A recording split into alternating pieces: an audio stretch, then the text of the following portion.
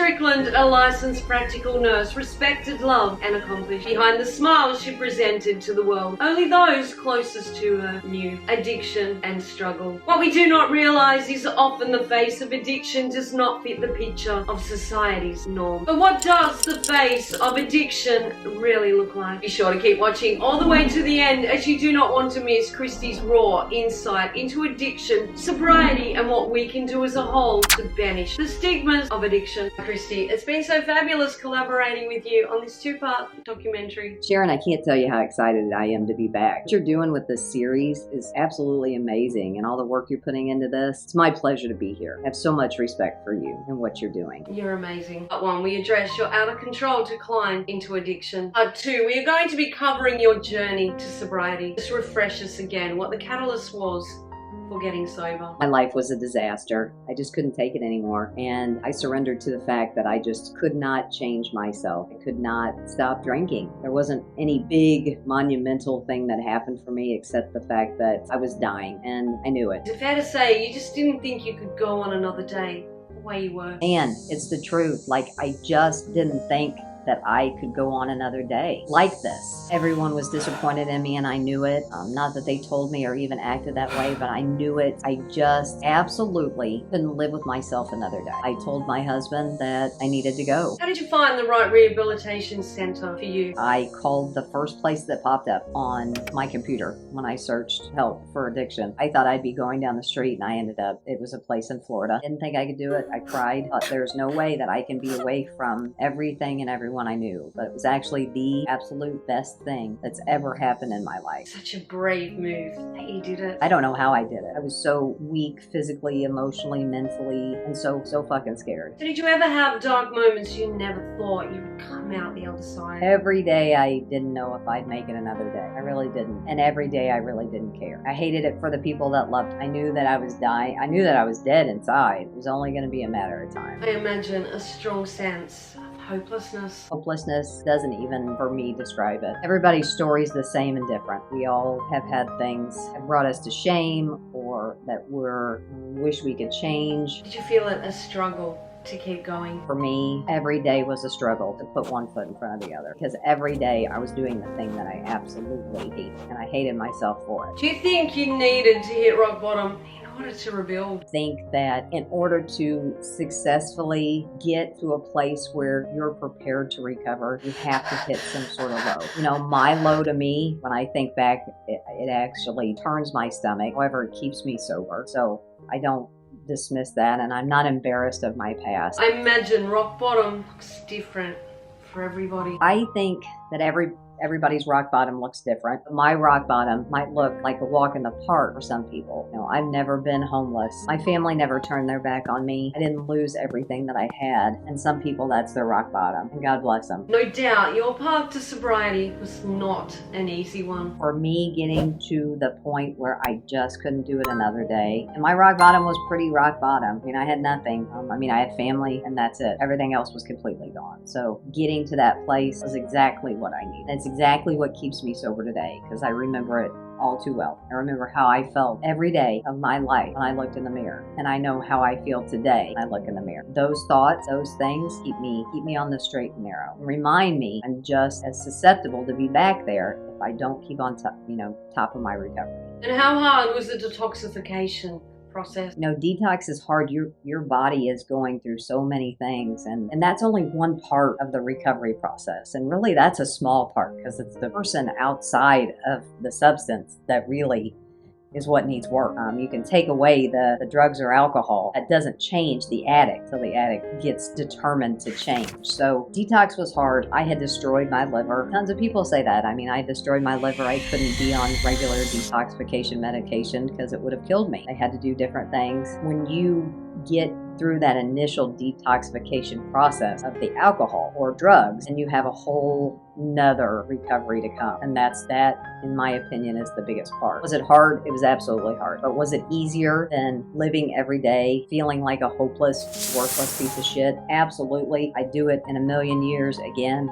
over again, to get where I am. Would you like to share some of your journey to sobriety? Sobriety. I mean, I'm just beyond grateful. Number one, to be alive. That's it. you know, and number two, every good thing that I have in my life, and I'm not talking about material shit. I'm talking about family and friends, and I've earned respect back. None of that, if I was even still here physically, not 6 feet under, wouldn't be here today if it wasn't for my sobriety. So 8.5 years ago, around that time, I just told my husband I needed help just one day, and I don't even remember thinking it. Like I mean, I knew it. Of course I knew it. I was a disaster, but I don't even remember contemplating it. It just came out, and he jumped on it. I jumped on it, and I actually got the balls, which I don't even know how, because I had no way.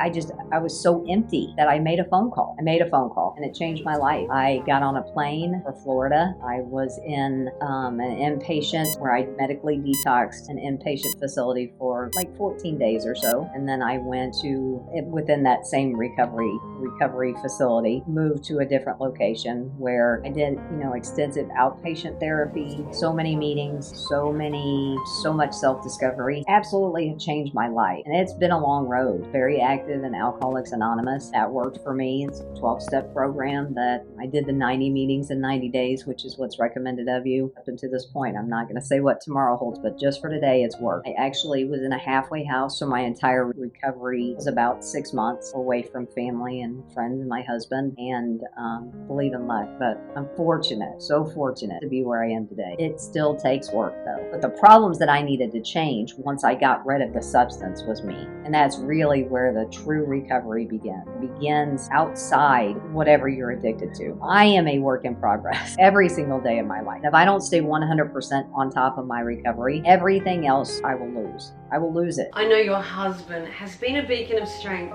and support to you. Brent did absolutely everything he could have to try to help me. And I got to tell you, if the situation was reversed, I'm not sure that I could have done it. I cannot imagine what I put my husband through. Do you find yourself getting into your own head again and slipping back into old thoughts of inferiority? So I have to stay on top of it. And, I was even talking to a friend this weekend that some of those old addict mentality bullshit was getting in my head. I have to squash it. Like, I have to do things now to make my sobriety stronger. Surrounding myself positive, strong, supportive, and I'm so grateful that I have that. I can't thank people enough for how much they've stood behind me. But it's really up to me. You can have all the people in the world, but if I'm not 100% in this, it's not going to work. And I'm 100% in it. We'd say it's a time of finding yourself again, learning to fully live. It's really just a time of absolute self-discovery and living.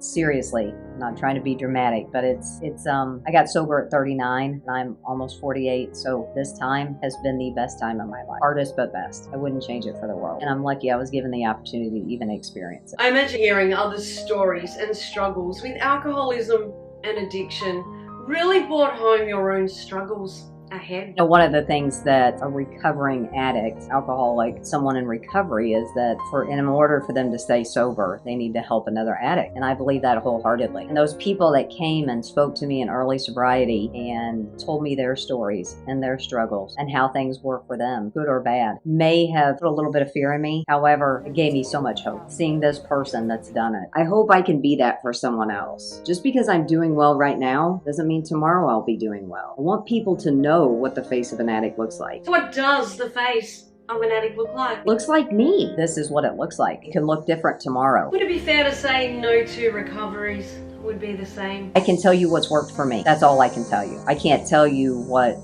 I can tell you what didn't work for me too, because I tried a bunch of stuff, but well, that's the best way to learn what does work. I can tell you what worked for me, and I can tell you what helps me. That doesn't mean it's going to help you. And what worked for me might not work for you. And what worked for you? AA. It worked for me. It was, being in an inpatient and outpatient recovery program. It's going to meetings. It's having a sponsor. It's sponsoring people. That's what's worked for me. And I can talk to somebody else, and they tried that, and it didn't work for them. They're clean and sober. That's what matters. And if they're working on themselves, that's what matters. And if they're trying to be a better person, that's what matters. So I would say definitely no two recoveries are the same. Do you think recovery saved your life? Absolutely, without a doubt, recovery saved my life. No way around it. I would not be here today if it were not for getting on a plane and calling myself out on my own shit and working on myself every single day. Absolutely no way would I be here. It saved my life 100%. So how long were you in recovery? So I was in an inpatient facility for 14 days, and then I went to their outpatient, and I continued to work the program, did intensive outpatient, and then I lived in a halfway house for a while with other women, and that was a total of about 6 months. Your recovery is something that you have to stay on top of forever, work on. I have to stay on top of it today, just like I did then. I'm just in a different physical environment. So it's been April 4th of 2013 when I got on that plane to come to Florida. So are you still active in the recovery community? Still very active in recovery community. Some people, they don't go to outpatient. They just do the medical detox and whatever, and that could work for them. But those 6 months that I took for myself to fucking figure out who I was, that's really what made a difference to me. I needed it. So that's how long I was in a recovery facility. Would you consider yourself recovered, or will you be a recovering alcoholic for the rest of your life? I am a recovering alcoholic, and I will be that for the rest of my life. Not recovered. People associate themselves with recovered addicts or alcoholics, and that's their choice. Me, I know it's a daily job that I have to show up for every morning when I get out of bed and remember who I am and what I am, where I am, and where I was. I'll never be recovered, and I hope I never am, because it's made me the person that I am today. The day I think I have it all figured out is the day I'm in trouble. That is a really smart way to look at it. Could you ever safely consume alcohol again? Absolutely no way in hell could I ever have a drink. No way, no way, no way. I don't judge other people's recoveries. I have friends that, are recovering from heroin and they're drinking alcohol. You do what you got to do to keep you in your way, in your recovery. It's your recovery. For me, I will never be able to have a drink again, and I'm fine with that. What about painkillers? I will never be able to take pain medicine again, and I know some people find that crazy. I've had 3 surgeries since I've been in recovery, and every single time I've requested no pain medicine. That's completely understandable. Although that might seem a little sadistic, and why would you do that? And it's pain medicine and yada yada. I know me, and I know what works for me. I cannot have any mind or mood altering substances in my body ever again. Knowing that and what you've been through, I can see why you wouldn't risk taking the chance. So you basically still have an addictive personality. Addictive personality didn't stop when I stopped drinking alcohol. I am still that same person. Find something they like and they want to do it. So for me, alcohol's not even it wouldn't be a choice ever again, because I could not control it. I don't care how fucking far I've come. There is no way in hell that I will ever be able to control it. When it comes to painkillers, I also had a very strong addiction to them. I absolutely became dependent on them. It's a choice that I choose to make. I don't judge anyone else for what they do. There is no way that I'm taking that chance. I can't. My life depends on it. Relapse would always be a possibility, I assume. Relapse happens. Bad things happen to good people, and I've seen way too much of it in my recovery. I believe you've loved and lost quite a few since your own recovery. This must be so hard. How has this impacted your recovery? Devastating to think of the amount of people just in the time that I was in rehab that I've lost. Not that I've lost, but that the world has lost. Good people working a good program, and they messed up and they lost their lives. It is not easy, and it is the reality of this disease of addiction. You won't meet one person in recovery that hasn't lost numerous people, and it's a shame. That is so tragic, but like you said, bad things happen to good people. People that I've met throughout my whole recovery journey are some of the best people I've ever known. They're smart, they're articulate, they're witty, sweet, talented. They have so much in their life to look forward to. But addiction is a chronic disease. It does not go away. I imagine in some way this would definitely have impacted your recovery. It's impacted my recovery. I think that sometimes it's easy to get in that mentality of I have so many years or so many days or so many months clean or sober that I can let down my guard a little bit. And one thing that losing people that I care about, that I've met along the way, has helped keep me sober. I wouldn't have want them to lose their life for it. Oh, of course not. Just reminds me that I am not immune for that to happen to me. I'm not an exception to the rule. It can happen to any of us that have the disease of addiction. It keeps me on my toes. It reminds me that I am just as susceptible as the next person to fall into that same category of someone losing me. It doesn't matter how many years or months or days that someone has. Addiction is a slimy little fuck that will come back to haunt you, so you've got to stay on top of it. And these people that I've lost help to remind me of that. Would you say there are actually signs for others to look for in their loved ones? There's so many signs when it comes to what a face of addiction looks like and what that person's going to act like. So to say signs in general, I don't know. I think what we need to do is we just need to keep our eyes open. We need to stop being quiet about it, talking to kids and talking to adults and talking to everybody about, I think we all have this face of what addiction looks like, that it's the alcoholic that's, sitting on the street corner asking for money for booze, or it's the homeless person on the street with needle marks in their arms. And that's not the truth. Yes, those are truths. Yes, that's not the only truth. That's exactly right. We do have this misconception. That's what the face of alcoholism addiction is. No one would have probably ever looked at me walking down the street and said, that girl is an alcoholic. That girl is addicted to pain medicine. That girl hates herself. That girl needs help. I really doubt that any of those things would have crossed their minds, because I think we all too often take things at face value. That's it. We all just basically perceive people by what we see from their veneer. We actually have no idea what goes on within. There's a lot of attention on mental health, like it's okay to not be okay. But do you think people are afraid to talk about things like alcoholism, addiction? We're afraid to talk about the important thing. Mental health is getting, as it should, a lot of attention, and so should addiction. It's okay to have a problem with alcohol or drugs. It's okay to have mental problems, some sort of mental health issue. It's okay to not be perfect. That's exactly right. If the most of us are honest, we're all a little fucked up and all put together. Things can be fucking messy. Just because someone looks all put together doesn't mean they are. We could probably all do with being more empathetic, compassionate. Just need to be kinder to each other and more understanding of each other. Just because you don't have something and someone else does doesn't mean they're a bad person. I think the world needs a lot more of that. Damn straight it does. There's just so many. There's so many things that could be a sign. So many things that aren't, and that person could still have a problem. That's a really bloody good point. I think what will help us all the most is just keeping our eyes open and stop being so quick to judge and being more understanding of people and their problems. That's it. People close themselves off in fear of small-minded, judgmental people. I think that the world can be a cruel place, and people that are struggling find it hard to admit they're struggling, and that's fucking bullshit. I seriously think if you want to see signs, you got to first be able to see, and a lot of people don't. So I think that it's important first to figure out what your own ideas about addiction are. Then you might be able to see what someone else is going through. Couldn't agree more with that. Now, what can we do as a whole to banish the stigma of alcoholism, addiction? First, there should be no stigma with addiction. When you start to accept the fact that it's a chronic, progressive, sometimes fatal disease that you can't see, there goes the stigma right there. Well said, because often people only allow us to see what they want us to see. You can't tell that somebody has bipolar disease or the disease of depression by looking at them. You can't tell that someone has an alcohol and drug problem by looking at them. There's no difference in the fact that these things need understanding. Same thing goes for many illnesses and disabilities. All of these things need understanding. And that understanding comes from just not judging. Sadly, some people judge what they've no bloody clue about. Like the saying goes, unless you've walked a mile in their shoes. If you don't live it and you're not affected by addiction, then good for you. Yay. I'm so happy for you. And I mean that with my whole heart. But that doesn't mean you can't be understanding of someone that is.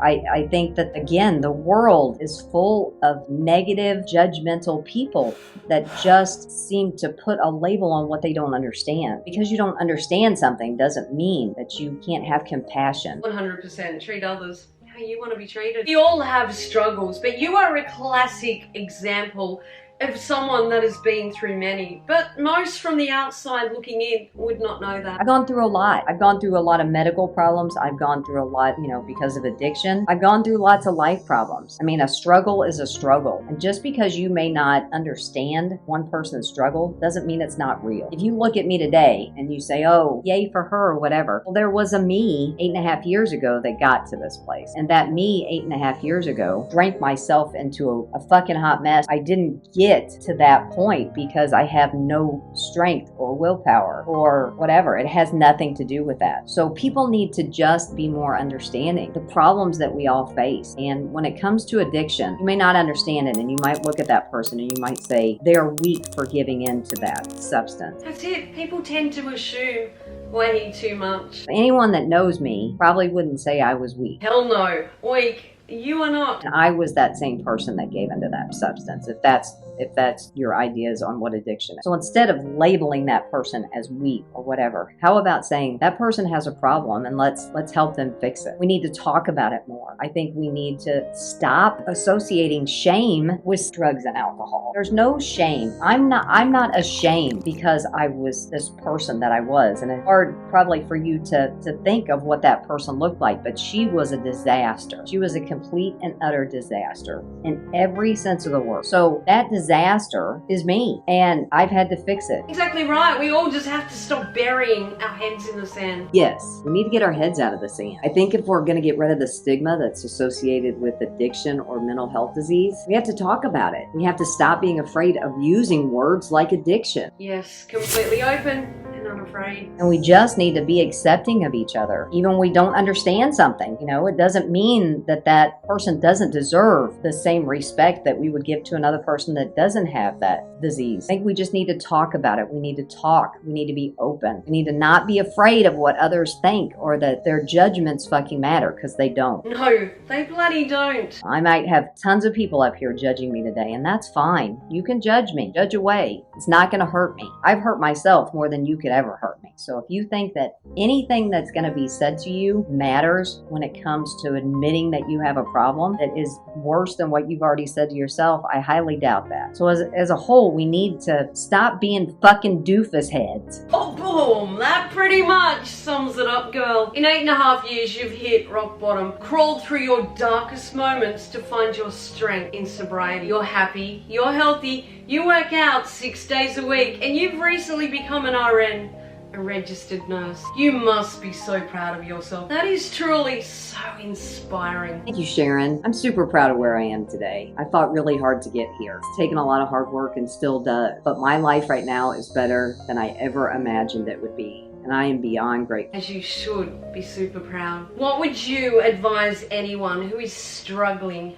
with addiction or has a loved one they're watching drown in addiction? You are struggling. Please reach out. Reach out to me. Reach out to anyone. Get your ass to a meeting. Talk to somebody. I guarantee you are not alone. There are so many of us out there that want to help. And my door is always open. If you are someone you know is struggling, you can reach out to Christy on her Facebook. You will find her under Christy Randall Strickland or on Instagram under Strix9CS. You are struggling with an addiction. Please don't struggle alone. Don't think you have to do this alone. Don't think that people are going to judge you for admitting that you have a problem. It's one of the bravest things you can do. People I've met in recovery are some of the strongest people I've ever met. There is no shame in admitting you have a problem. So please reach out. There are so many places that you can go. Again, get yourself to a meeting. If you can find an AA meeting, walk in. You'll be so happy to find people that understand you, maybe for the first time ever. If you're struggling, please don't struggle alone. You don't have to, and you deserve so much more than to continue living the way you are. If you're struggling with addiction or mental health issues, please know there is strength in asking for help. Reach out and find someone